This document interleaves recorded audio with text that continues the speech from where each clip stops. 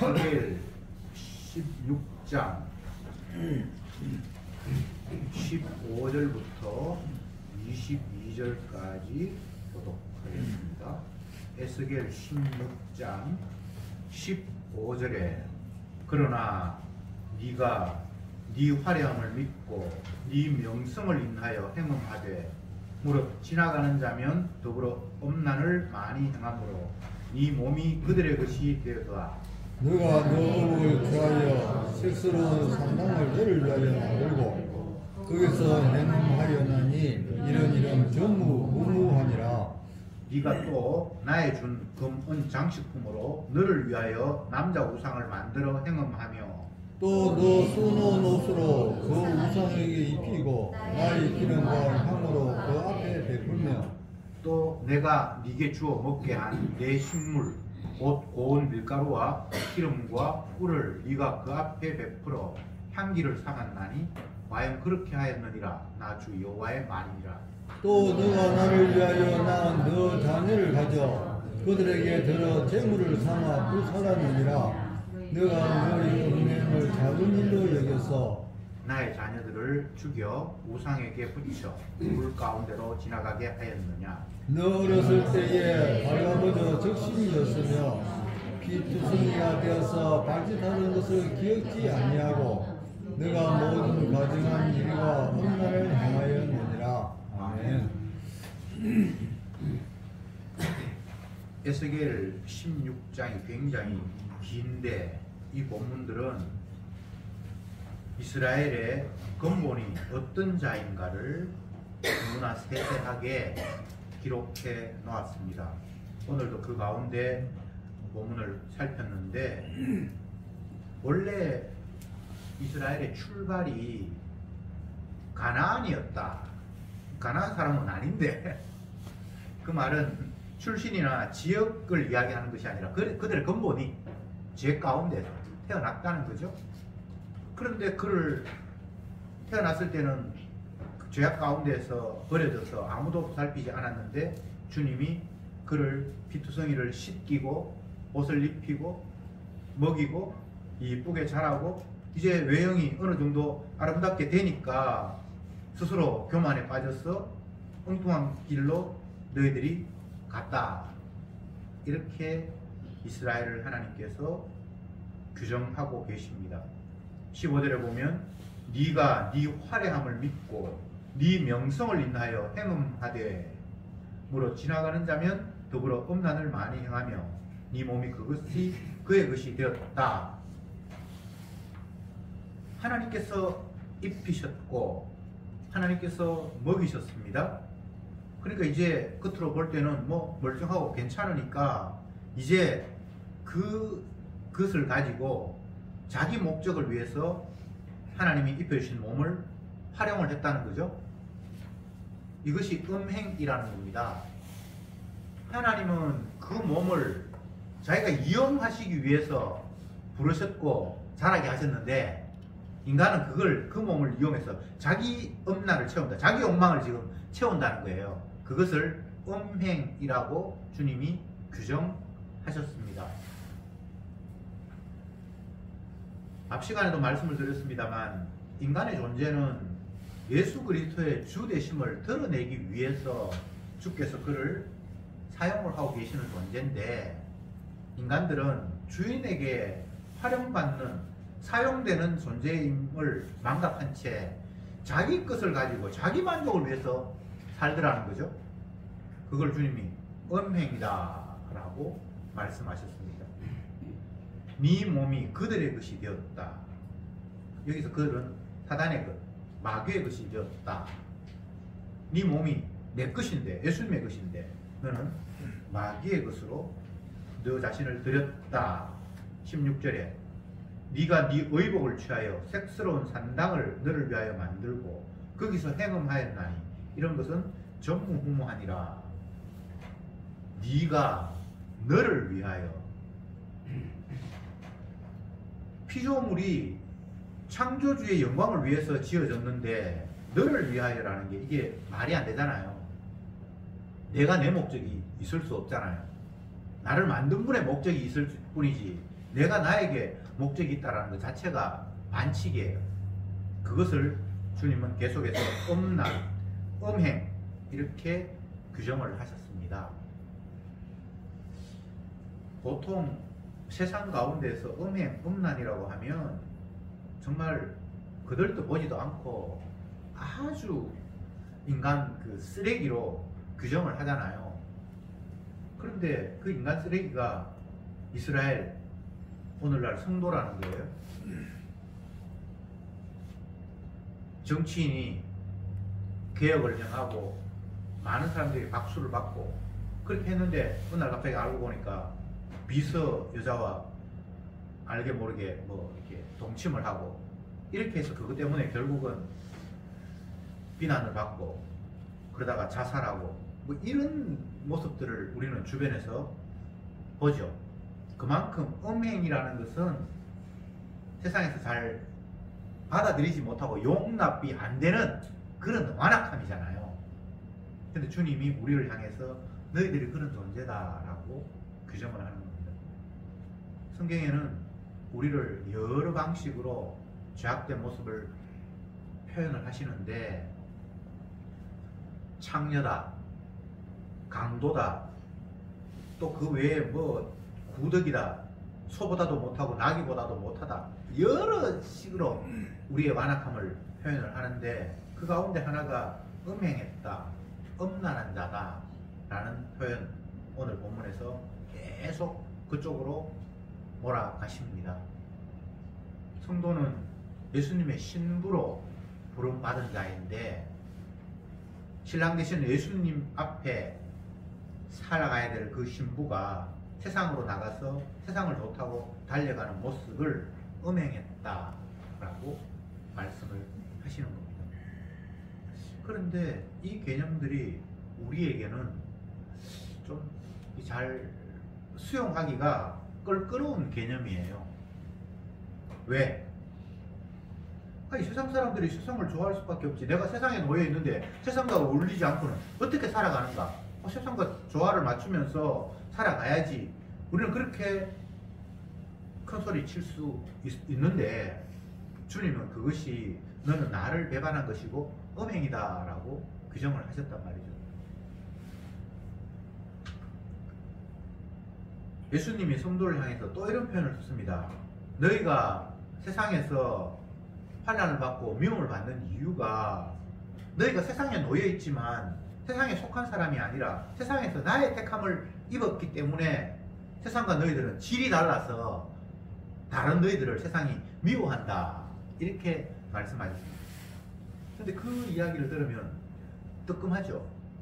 나는 세상에서 크게 뭐 미움받고 생활하지도 않고 그냥 뭐 교회 다니는 사람으로서 잘 사네, 특별히 뭐 그렇게 미움의 대상이 되지 않는 경우가 허다하기 때문에 그런 말씀을 대하게 되면 좀 미안하기도 하고 생소하기도 하고, 그래서 내가 그럼 미움을 받아야 되나? 미움 받을 일을 이제 해볼까? 뭐 이런 생각도 때로는 들기도 합니다. 그런데 우리가 미워할 짓을 해서가 아니라 그냥 주님에게 끌려가는 삶이 될 때에 나도 모르게 주님 앞에 안 끌려가는 사람들이 싫어하고 미워하고 이질감을 느낄 수밖에 없는 구조가 돼 있어요. 우리나라는 뭐 외국인들이 그렇게 많이 살고 있지는 않습니다만 피부 색깔이 똑같고 언어가 똑같고 같은 지역에서 태어나서 살아가는 사람들인 대부분인 가운데 얼굴 색깔이 다르고 엉뚱한 곳에서 태어나서 이곳에 온 사람들을 보면 뭔가 보자마자 이질감이 느껴지잖아요. 그건 어쩔 수가 없는 거예요. 그걸 영적으로 표현을 하면 주님의 부름을 받아서 주님의 것으로 활용받고 끌려가고 주님과 교류하는, 교통하는, 소통하는 그 대상인 성도는 주님과 소통하지 않고 마귀와 소통하는 자들의 그 모임과 어울림 속에서 이방인 취급을 받을 수밖에 없는 거예요. 미움 받으려고 할 필요 없습니다. 아예 달라요. 그래서 나도 그들과 동화될 수 없고 그들도 우리와 하나 될 수 없는 물과 기름 같은 그런 존재가 이 땅에 놓여 있는 성도의 모습입니다. 그런데 우리는 본래는 이 세상에 속해 있었고 출발은 벌거벗은 자, 피투성이가 되어 있는 자였기 때문에 지금은 피투성이를 씻고 주님께서 옷을 입혀 놓아서 더러움이 가려진 상태지만 다시 옛날로 돌아가고 싶은 그런 죄악된 본성들이 우리에게 있기 때문에 계속해서 기웃거리는 그런 삶을 산다고 하나님 이스라엘 향해서 말씀을 하셨습니다. 이게 어떻게 우리가 손절하면서 완전히 돌아설 수 있는 그런 문제가 아니에요. 하나님이 그 가운데 두셨어요. 죄 가운데 우리를 두셨어요. 그래서 날마다 그것들이 부럽고 옛날 내 모습으로 같이 돌아가고 싶은 마음이 있고 그냥 그게 내 마음속에서 뭐 샘물이 솟아나듯이 뽕글뽕글 솟아나요. 세상에 그것이 자꾸 부러워요. 왜 이스라엘 백성들이 자기의 화려함을 뽐내면서 그쪽을 기웃거리면서 그들과 어울리려고 하는가? 그 이유가 다른 게 아니에요. 원래 자기가 그런 사람이었어요. 옛날 본래의 모습이. 사람들은 예수 그리스도로 말미암아 참 평안을 얻고 기뻐하고 감사하고 즐거워하는 것 대신에 세상 것으로 만족을 누리려고 하는 그 마음이 계속해서 올라오고 있어요. 끊어버릴 수 있으면 좋겠는데 그건 안 돼요. 오늘 본문을 여러분이 집에 가서 다시 한번 자세히 읽어보세요. 이 본문에는 하나님이 이스라엘 향해서 소유권을 계속 주장하고 계시는데 이스라엘은 하나님의 소유권을 인정하지 않고 자기가 자기의 주인된 모습으로 행동하고 있는 이 두 주인된 주체의 다툼의 모습이 생생하게 기록이 되어 있어요. 하나님은 네가 내 거야. 그래서 내가 너를 덮었고 피를 씻겼고 더러움을 가렸고 내가 너에게 옷을 입혔고 키웠고 먹였고 좋은 것으로 다 채워주었는데 네 모습이 남들 볼 때 그럴듯하니까 이제 세상으로 나아가서 세상과 경쟁하면서 네 스스로 자랑하고 지금 의시되고 뽐내고 있네. 네가 너의 주인이 아닌데 내가 너를 오늘날 이 모양 이 꼴로 만들었는데 이렇게 변화시켰는데 라고 주님이 계속해서 자기 소유권을 주장하고 계십니다. 어쩌면 하나님이 좀 치사하다라고 생각될 만큼 공치사하는 것 같기도 하고 근데 그런 의미가 아니에요. 존재를 계속해서 인간 존재, 네가 어떤 존재인가를 제대로 알아야 한다라고 주님은 이렇게 말씀하고 계시는 거예요. 내가 누군지 모르면 그건 이미 출발이 잘못된 거예요. 내가 누군지를 알아야만 나를 오늘날 이 모양 이 꼴로 만드신 그 주님이 어떤 분인지를 알 수 있고 그 주님 앞에 감사와 찬양이 나올 수가 있습니다. 주님의 찬양을 위해서 만들어진 존재가 주님 찬양 안 한다. 그럼 그게 존재 자체가 의미가 없는 거잖아요. 그래서 주님께서 원래의 자리로 우리를 되돌리려고 하시는 말씀으로 오늘 계속해서 이런 말씀들이 우리에게 던져지고 있습니다. 모든 육체는 죄 가운데 태어났습니다. 본질이 벌거벗은 존재고 피투성이었어요. 이스라엘 백성들만 그런 게 아니고 모든 존재가 여기서 출발해요. 그런데 하나님의 백성이 아닌 이스라엘이 아닌 사람들 향해서는 너희들이 음행했다 그런 말 안 해요. 이스라엘 백성들 향해서 하나님께서 그런 말씀을 하시는 거예요. 성도를 향해서 하나님께서 너희들이 음행했다라고 말씀하시는 거예요. 이방인들은 그런 대상도 아니에요. 창기라는 말, 음행했다는 말, 정말 이 세상에서 듣기 싫은 이야기인데 이게 우리에게 적절한 해당 사항이 있다라고 주님께서 말씀을 하셨습니다. 그 이유가 뭔가 하면 세상 모두 말고 이스라엘에게는 특별히 하나님께서 그 존재 자체를 통해서 그들의 몸 자체를 통해서 하나님이 계시해 주고 싶은 내용, 자랑하고 싶은 내용이 있기 때문입니다. 이스라엘은 예수님의 피공로를 자랑하기 위해서 뽑은 자예요. 주님의 사랑이 얼마나 대단한가를 보여주기 위해서 뽑힌 자가 이스라엘이에요.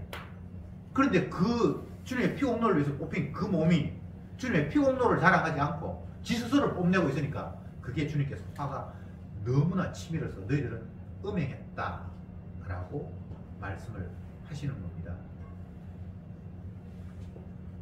우리가 남들이 봤을 때에 옷도 멀쩡하게 입고 몸도 뭐 괜찮아 보이고 그래서 네 몸하고 내 몸하고 한번 비교해보자.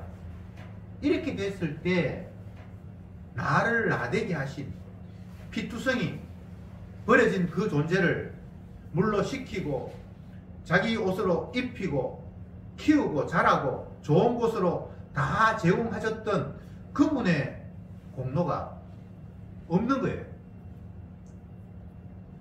안 믿는 사람과 믿는 사람이 서로 경쟁을 합니다. 어떤 경쟁합니까?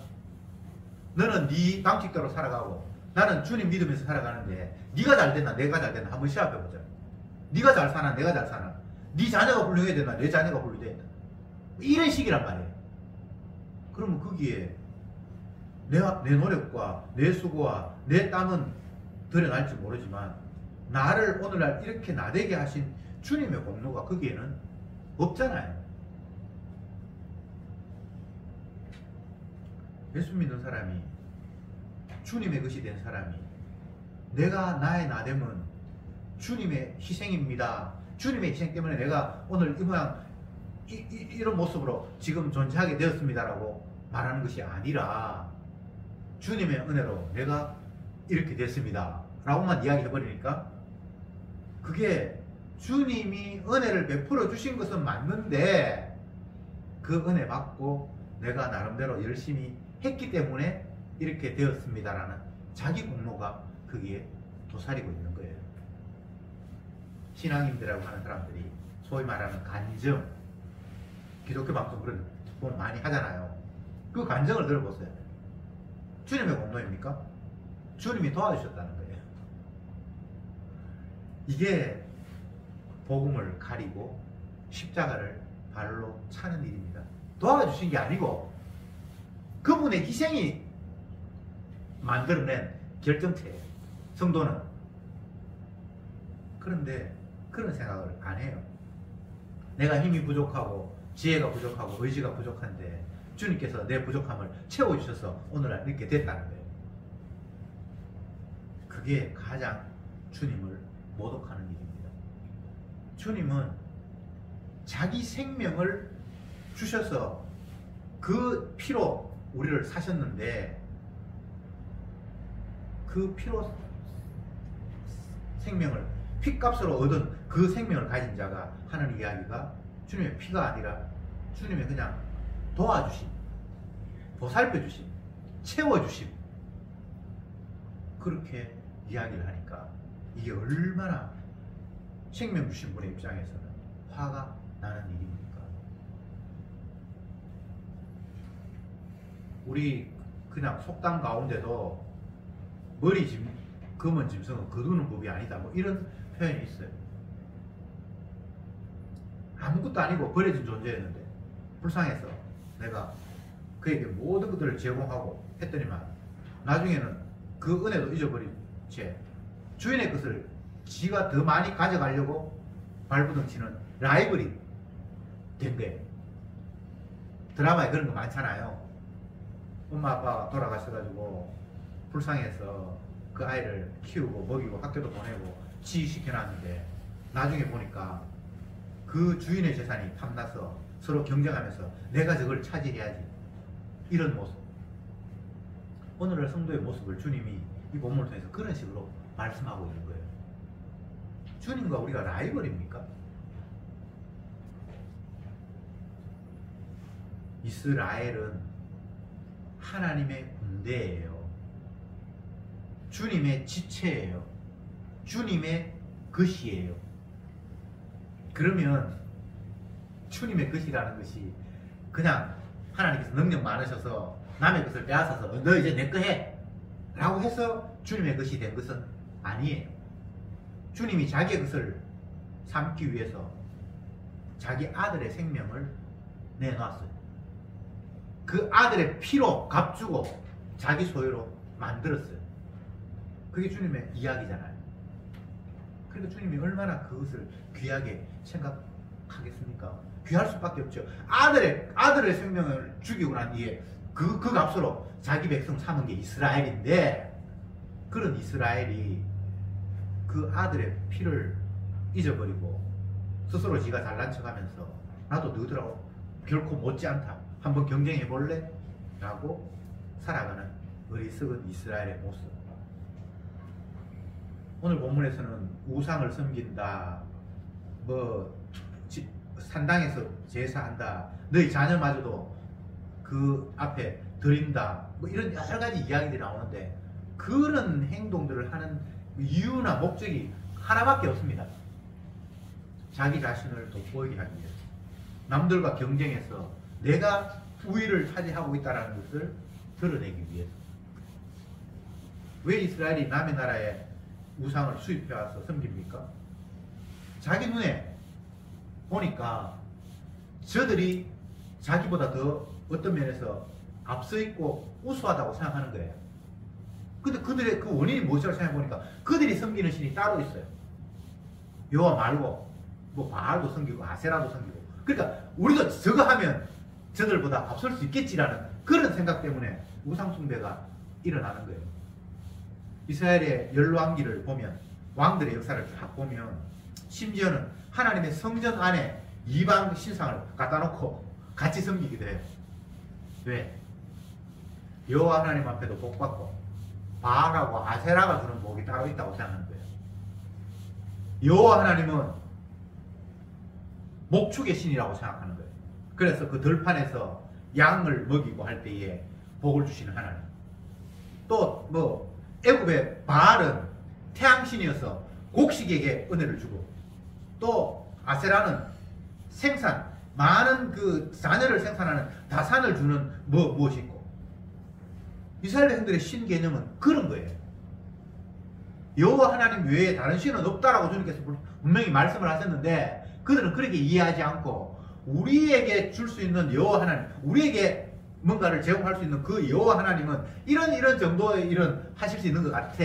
근데 나머지는 이건 저 신을 섬기는 사람들이 받은 거 보니까 저 신을 내가 섬기면 플러스 여호와 하나님 주는 거 플러스 또 다른 것도 챙겨주실 것이다, 그렇게 생각하는 거예요. 오늘날 기독교인들이 이런 모습으로 살아가요. 교회 와서 열심히 기도하고, 또 기회되면 사주도 보러 가고, 네. 그냥 재미로, 말은 그렇게 재미로. 그게 그냥 재미일까요? 그게 재미가 있습니까? 정말 하나님을 조롱하는 일이잖아요. 그 인간이 뭔데 그 죄인이 네 앞 미래를 예측할 수 있다고 지금 생각하고 있는 거잖아요.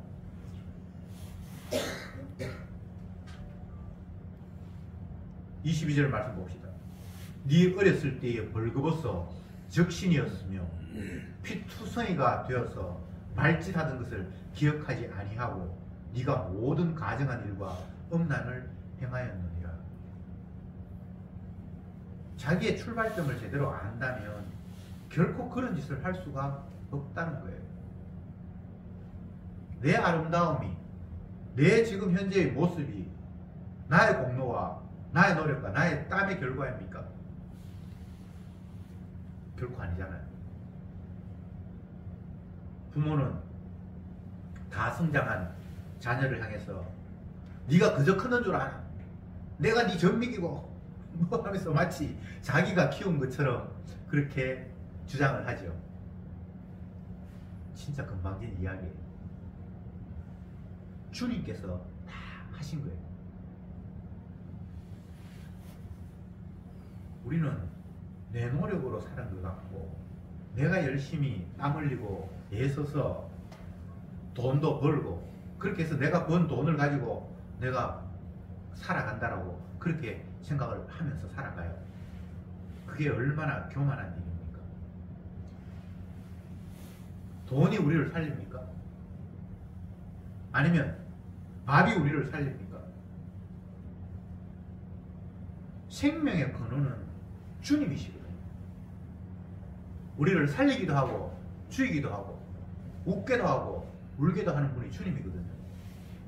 근데 그 생명의 근원을 떠나서 다른 쪽에서 내가 삶을 더 연장할까 말까, 웃을까 말까, 아니면 병이 나을까 치료할까, 전혀 근원에서 벗어나서 엉뚱한 데서 그 원인을 지금 찾고 있는 꼴이에요.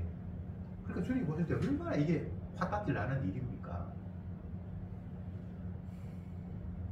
성도는 자기의 근원을 아는 것에 붙어서 모든 것이 출발할 수가 있습니다. 반대로 자기의 근원을 모르고 거기에 떠나버리면 그거 다 뒤죽박죽이에요. 아무것도 아니에요. 주님이 왜 이런 이야기를 합니까? 네 어렸을 때 벌거벗었고 적신이었고 피투성이었다. 왜 이런 이야기를 주님께서 굳이 하십니까? 이걸 알아야 된다는 거예요. 이걸 모르면 아무것도 안 된다는 거예요. 이걸 알 때에 현재의 내 모습을 가지고 누구와 비교하면서 모자란다, 우월감을 갖는다라는 그 자체가 있을 수 없는 거예요. 이 현재 이 자체가 주님의 생명의 희생의 결정체입니다. 주님이 자기 피로 값주고 산 귀한 생명이에요. 그래서 이보다 더 귀한 것은 없어요. 내가 세상 끝날까지 너를 잊지 아니하리라, 놓지 아니하리라. 세상 끝날까지. 왜? 자기의 생명값을 주고 자기 것으로 소유했는데 이걸 어떻게 잊어버리겠습니까?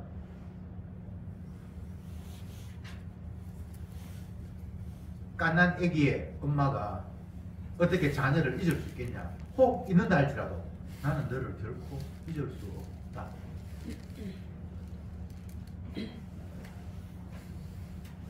우리는 원래의 모습이 벌거벗었고 피투성이었습니다. 그런데 주님께서 그 더러운 우리를 씻기셨고 벌거벗은 우리를 자기 옷으로 입히셨습니다. 그리고는 너는 내 것이다 라고 선언을 하셨습니다. 이게 성도의 모습입니다. 주님의 것이 되었으면 모든 것을 다 얻은 겁니다.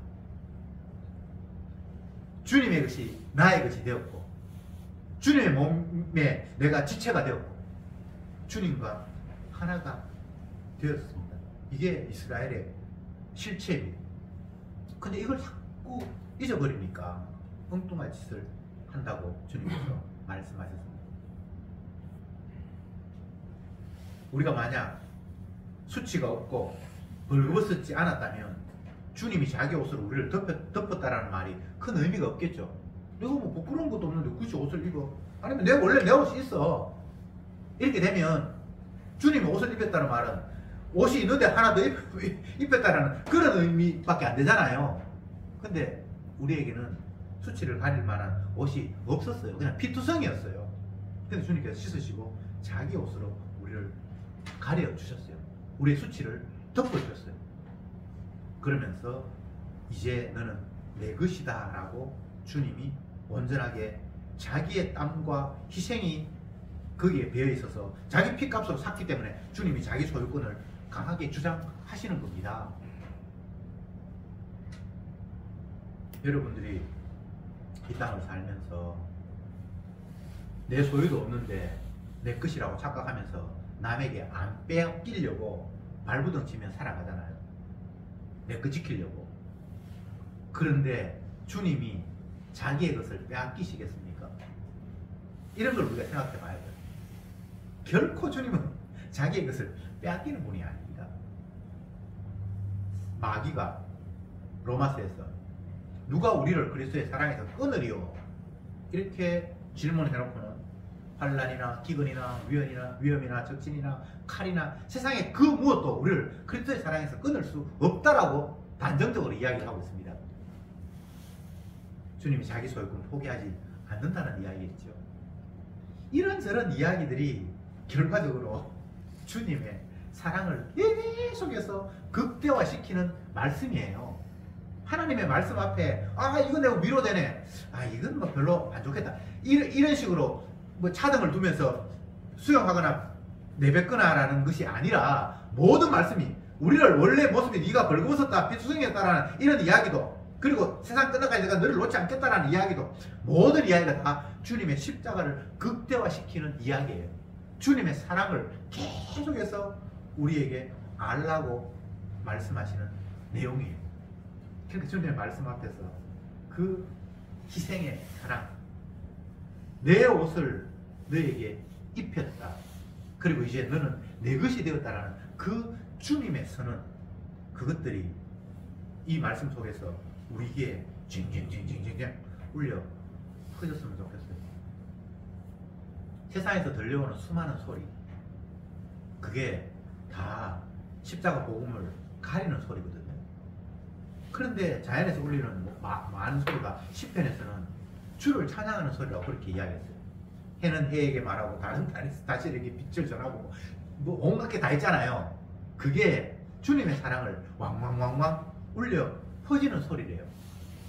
하늘에서 비가 내리고 뭐 계절이 바뀌고 많은 일들이 일어나는데, 그것을 자세히 들여다보면 결국은 주님의 사랑이 거기에서 되어 나오는 거라는 거예요. 왜? 주님이 운행하고 계시니까요. 이유가 그것밖에 없습니다.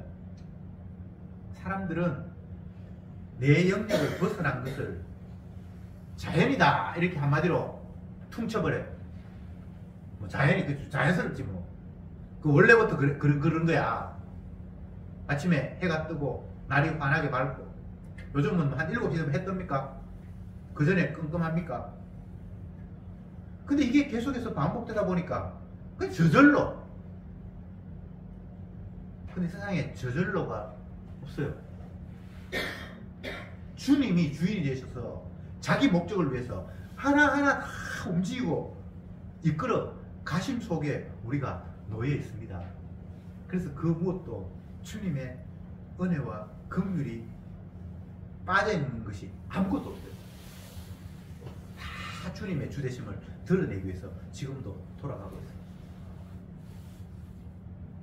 울고 웃고 기뻐하고 슬퍼하는 모든 일들이 내가 주인이 되어서 내 목적과 멀어져서 내 목적을 이루어서 울고 웃는 것이 아니라, 주님의 언약을 근거해서 예수님의 십자가의 바탕이 되어서 울고 웃어야만 그게 제대로 된 울음이고 제대로 된 웃음이에요.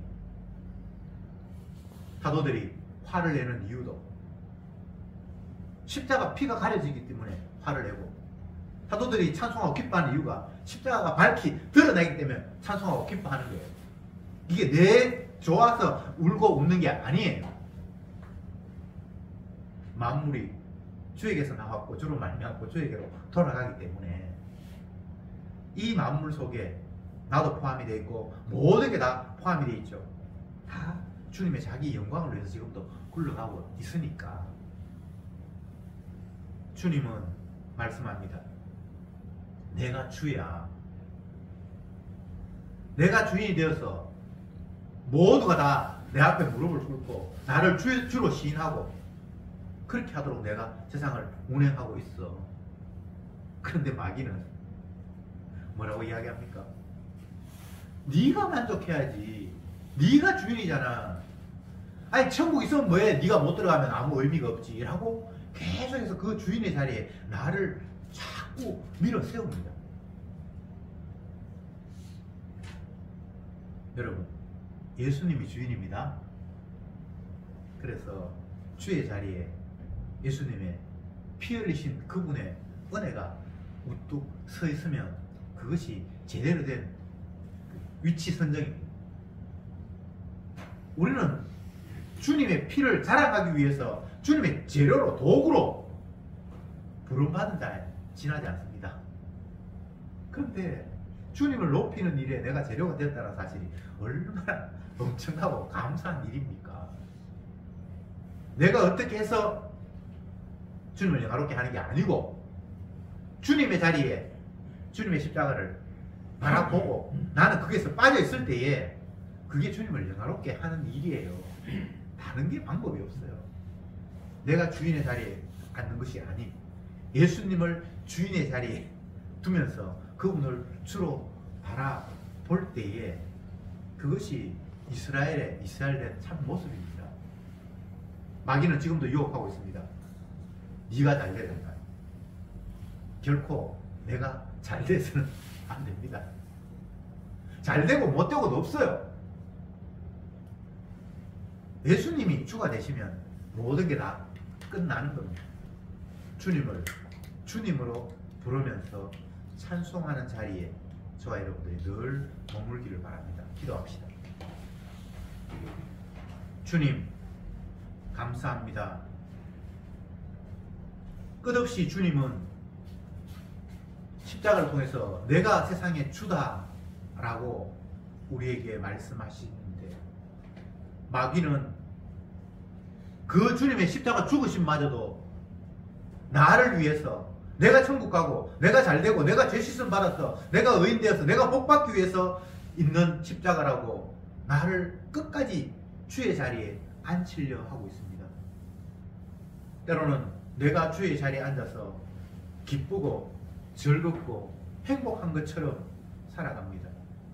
이 마귀의 유혹에 더 이상 속지 말게 하시고 내가 있으나 없으나 그것이 중요한 것이 아니라 주님이 십자가를 통해서 주가 되셨다라는 그 한 가지 사실 앞에 아멘 감사하며 찬송하는 자들이 되게 하옵소서.